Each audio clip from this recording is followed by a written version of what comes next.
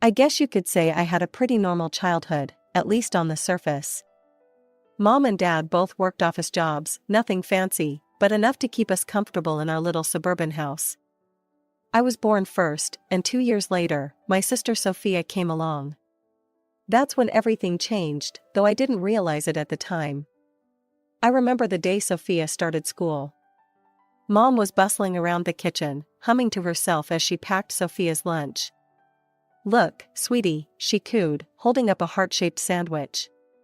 "And I put a special note in there for you too." Sophia giggled, her pigtails bouncing as she admired her fancy lunch. I glanced down at my own lunchbox, filled with yesterday's leftovers, and felt a twinge in my stomach. "Mom," I said hesitantly, "can I have a heart sandwich too?" She barely looked at me. "Oh, Evelyn, don't be silly. You're too old for that now. Besides, we're out of bread." I wanted to point out that she'd just used bread for Sophia's lunch, but I kept quiet. It wasn't worth the argument. That was just the beginning. As we grew older, the pattern became clearer. Every time Sophia had a school event, Mom was front and center, camera in hand, cheering louder than any other parent. But when it came to my stuff, half the time, she didn't even show up. One day, I was scrolling through Mom's Facebook page when I noticed something weird. It was like a shrine to Sophia, photos of her at dance recitals, holding up spelling bee trophies, posing in new outfits. I had to scroll for ages before I found a picture of myself, and even then, I was half cropped out, blurry in the background. "Mom," I called out, my voice shaking a little.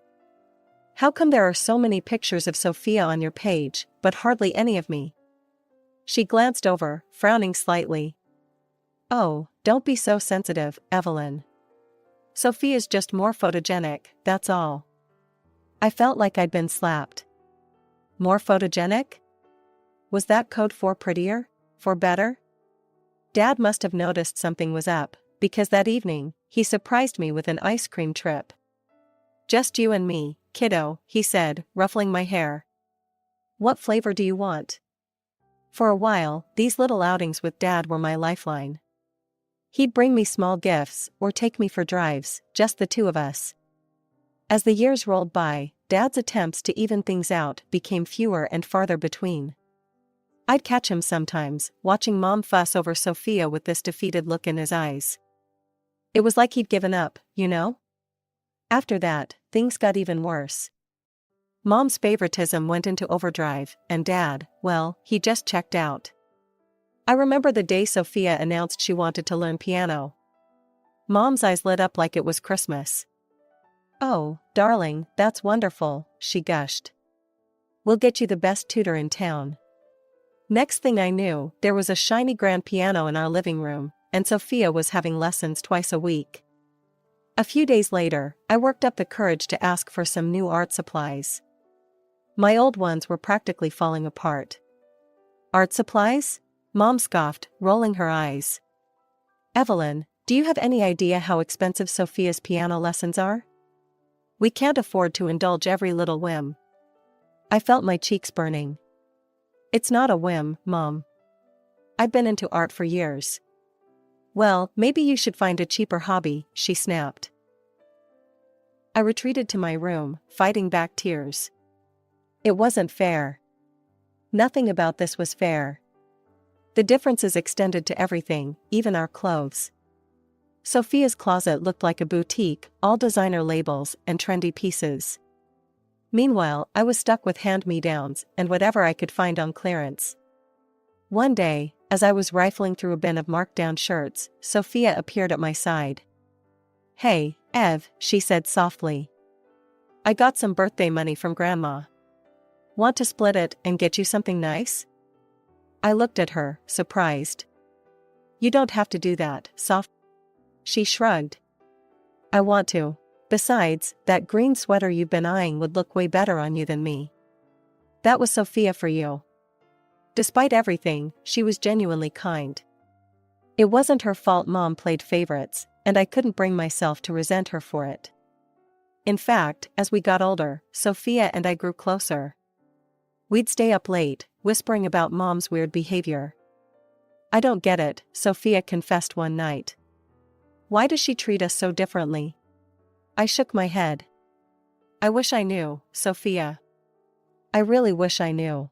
There were times when Sophia would stand up for me, too. Like when Mom criticized my grades, conveniently forgetting that I was taking advanced classes. Mom, lay off, Sophia snapped. Evelyn's working her butt off. You should be proud. Mom looked shocked, then muttered something about Sophia being too soft-hearted. It was moments like these that kept me going. Knowing that at least my sister saw me, really saw me, made the rest of it a little more bearable. Another bright spot in all this mess was my grandparents, Eleanor and George. Every visit to their cozy little house felt like stepping into a different world, one where I actually mattered. Their walls told a different story than Mom's Facebook page. Photos of Sophia and me hung side by side, our gap-toothed grins immortalized in matching frames. One afternoon, as I helped Grandma in the kitchen, I couldn't help but ask, "How come you have so many pictures of me, Grandma?" "Mom barely has any." Grandma's hand stilled on the dough she was kneading.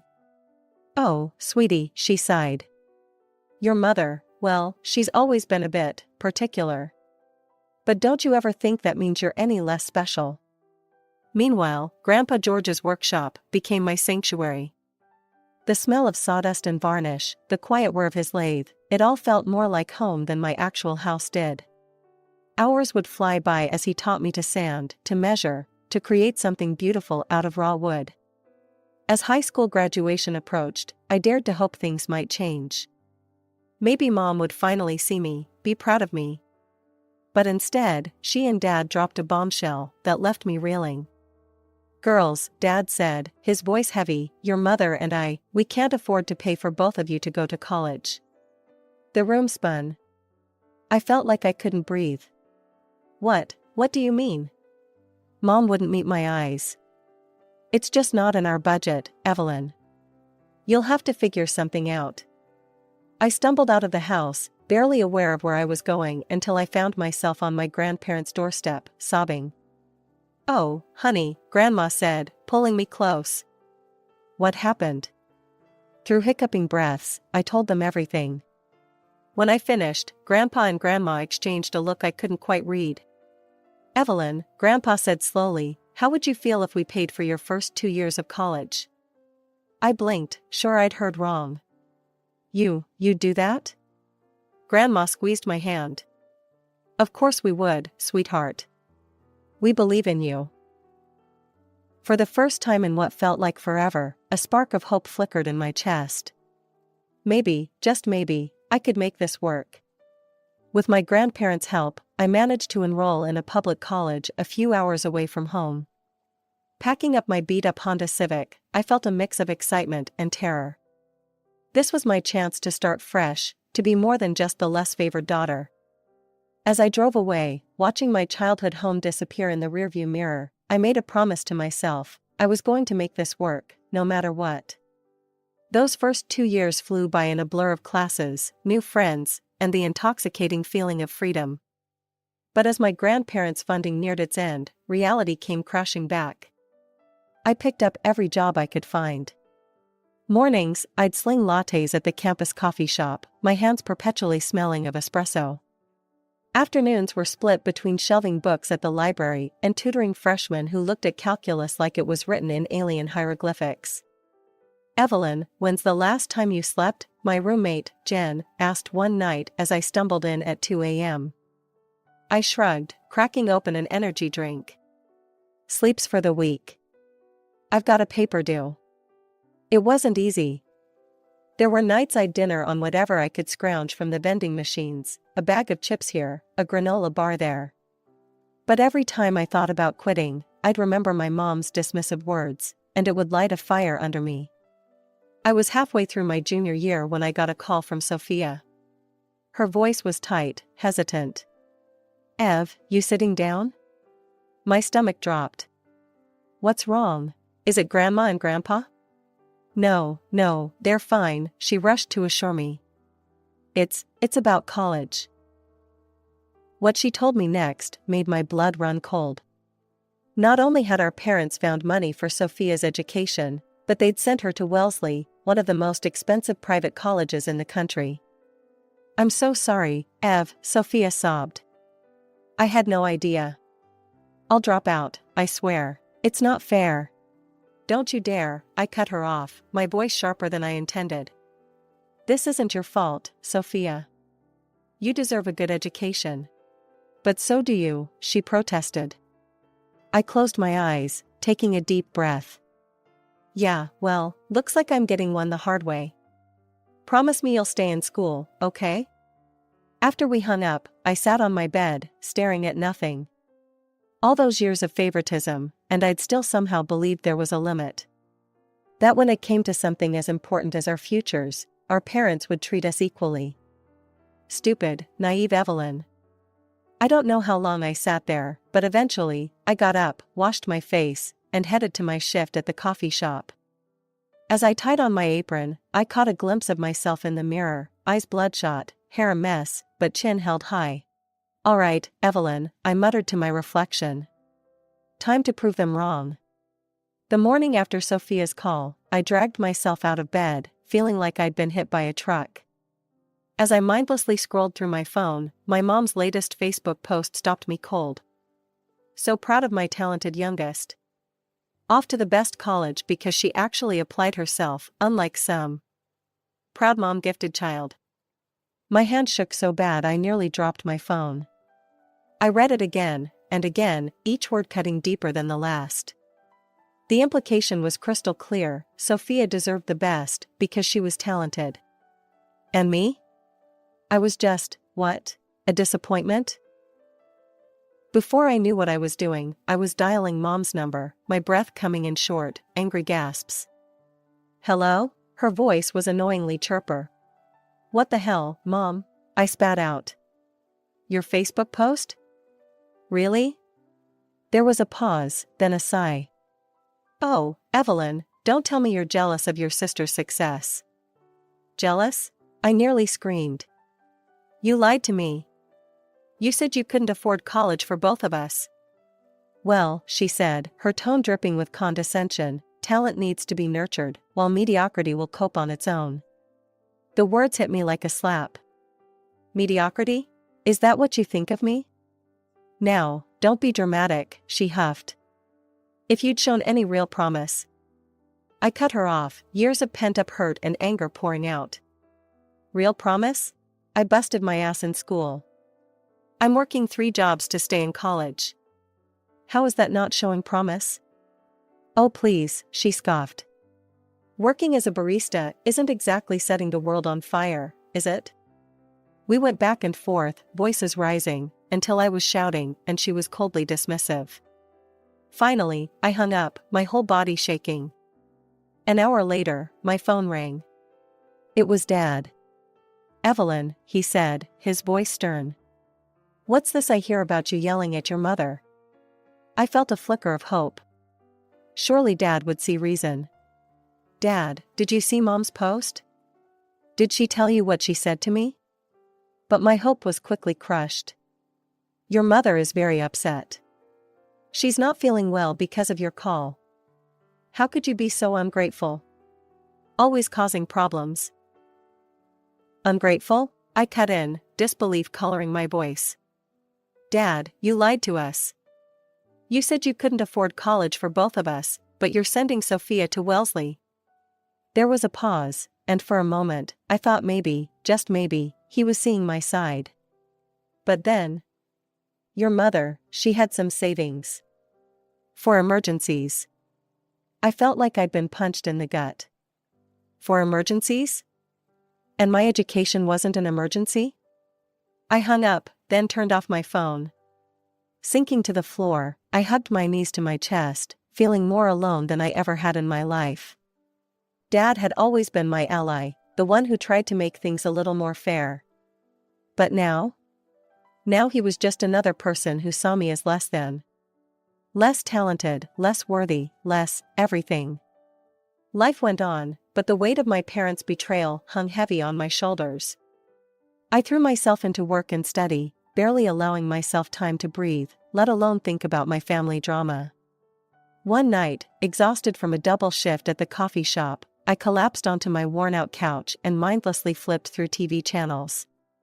That's when I stumbled upon this trashy show about family secrets and hidden parentage. Tonight on Family Secrets Exposed, the overly dramatic narrator intoned, we uncover the shocking truth behind one woman's lifelong struggle with maternal rejection. I snorted, about to change the channel, when the story caught my attention. This woman, let's call her Jane, had always felt like an outsider in her family. Her mother doted on her younger sister while treating Jane with cold indifference. Sound familiar? But then came the twist. Jane discovered she was adopted. Suddenly, everything made sense to her. Her mother's favoritism, her father's emotional distance. I sat up straight, my heart pounding. A wild, crazy thought wormed its way into my brain. What if? No, it couldn't be, could it? But the more I thought about it, the more it seemed to fit. Mom's blatant favoritism, Dad's gradual withdrawal, the constant feeling that I just didn't belong. Before I could talk myself out of it, I was Googling at-home DNA tests. My fingers shook as I placed the order, a mix of fear and anticipation coursing through me. When the kit arrived, I realized I had a problem.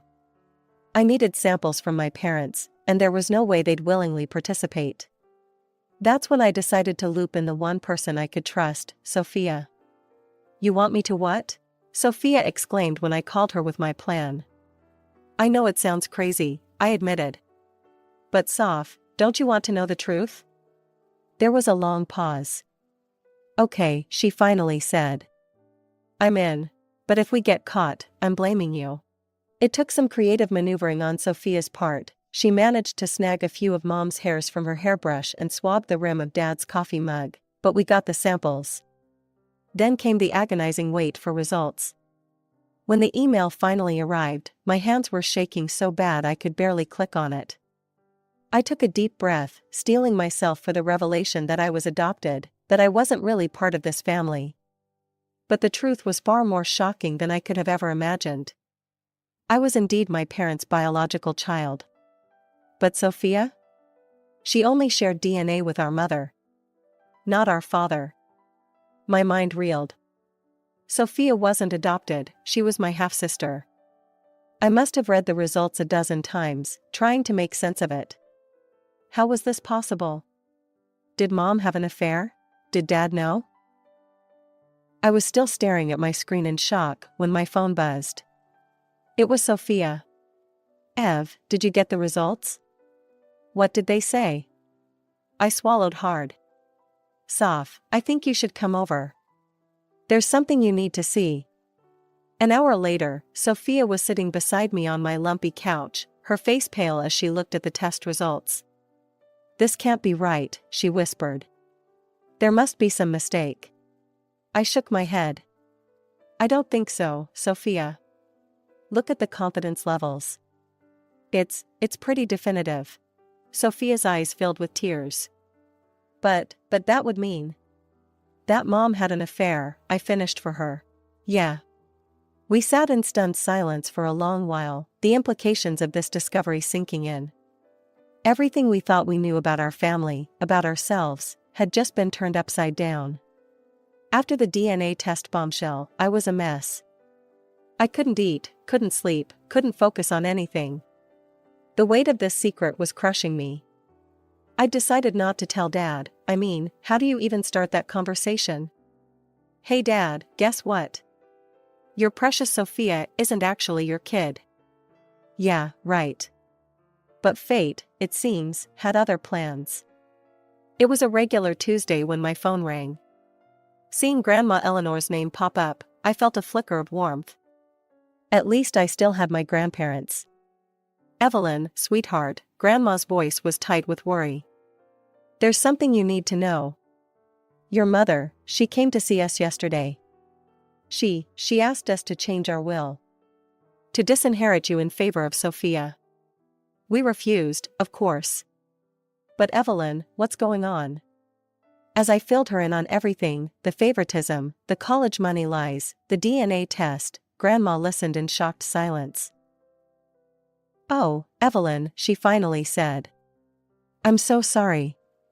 We had no idea it was this bad. I wiped away tears I hadn't realized I'd been crying. Thanks, Grandma. For telling me. And for not giving up on me. After we hung up, I sat there for a long time, my mind racing. This was the last straw. No more secrets, no more lies. It was time for the truth to come out.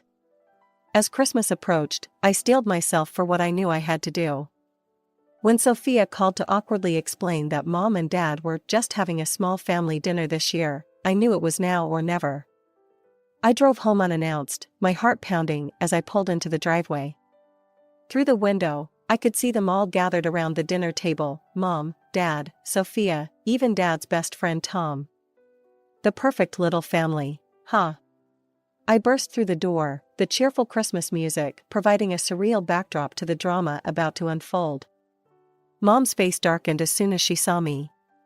Evelyn, what are you doing here? Your behavior lately has been absolutely unacceptable.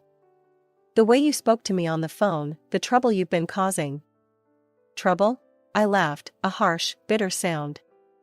Oh, that's rich coming from you. Tell me, Mom, how long have you been lying to all of us? The room fell silent. Dad looked confused, Sophia pale and scared. Tom shifted uncomfortably in his seat. What are you talking about? Dad asked. I took a deep breath. I had a DNA test done. Dad, I'm so sorry, but Sophia isn't your daughter. The room erupted. Dad jumped to his feet, his face a mask of shock and rage. Sophia burst into tears. And Mom? Mom just crumpled, sinking into her chair with a wail. Sarah, Dad's voice was barely a whisper. Is this true? Through her tears, Mom nodded. I'm sorry, Michael. I'm so sorry. It just happened. Tom and we've been in love for years. I never meant for it to go this far, but when I got pregnant with Sophia. Tom stood up, his face ashen. Michael, I can explain. Dad's fist connected with Tom's jaw before he could finish, sending him sprawling. As chaos reigned, I caught Sophia's eye across the room. She looked lost, broken. I wanted to go to her, to tell her this didn't change anything between us, but before I could move, Mom's voice cut through the noise. I've always loved Tom, she sobbed. And I couldn't help but love Sophia more. She was a product of that love. Evelyn. Evelyn was a reminder of a marriage I never wanted. The fallout from that fateful Christmas dinner was nothing short of nuclear. In the weeks that followed, our family imploded in spectacular fashion. Dad, reeling from the double betrayal of Mom and his supposed best friend, went on the warpath. He filed for divorce faster than you could say infidelity and came after both Mom and Tom for every penny he could get. I'll never forget the day he called me to his lawyer's office. Evelyn, he said, his voice gruff with emotion, I want you to have this. He slid a check across the table, and I nearly choked when I saw the amount. Dad, I can't. He held up a hand. You deserve it, kiddo. After everything, well, it's the least I can do. I used that money to pay off my student loans and even put a down payment on a small condo. For the first time in my life, I felt financially secure. Sophia, bless her heart, was a trooper through it all. She dropped out of Wellesley, saying she couldn't stomach being there knowing how it was paid for. I'm going to do this on my own terms, she told me over coffee one day. No more lies, no more handouts. I watched with pride as she got a job waiting tables and enrolled in community college. She was determined to forge her own path, and I admired her all the more for it. As for Mom, well, that's a wound that's still raw. Dad, the grandparents, and I cut ties completely. It wasn't easy, but after years of manipulation and lies, it felt necessary for our own mental health. Sophia still talks to her occasionally. She's still our mom, she said to me once, her voice small. Even if she's a pretty crappy one. I nodded, understanding, but not quite agreeing. For me, the mother I thought I knew had died the day the truth came out. Months passed, and slowly, we all began to find our footing in this new reality. Dad started dating again, tentatively. He and I grew closer than ever, bonding over our shared hurt and healing. Sophia and I? We became inseparable. All those years of Mom's favoritism driving a wedge between us melted away. We were sisters, through and through, regardless of DNA. One evening, as Sophia and I sat on the balcony of my new condo, sharing a bottle of wine, I found myself reflecting on everything we'd been through. You know, I said, swirling the wine in my glass, a part of me almost wants to thank Mom. If she hadn't been so awful, we might never have uncovered the truth. And as painful as it's been, I don't know. I feel like I know who I am now, you know? Sophia nodded slowly. Yeah, I get that. It's like, the fog has lifted. So, what's next for Evelyn 2.0? I laughed. God, I don't know. Finish my degree, I guess. Maybe travel a bit. The world's wide open. And it was. For the first time in my life, I felt truly free. The weight of trying to earn Mom's love, of competing with Sophia, of never feeling good enough, it was all gone.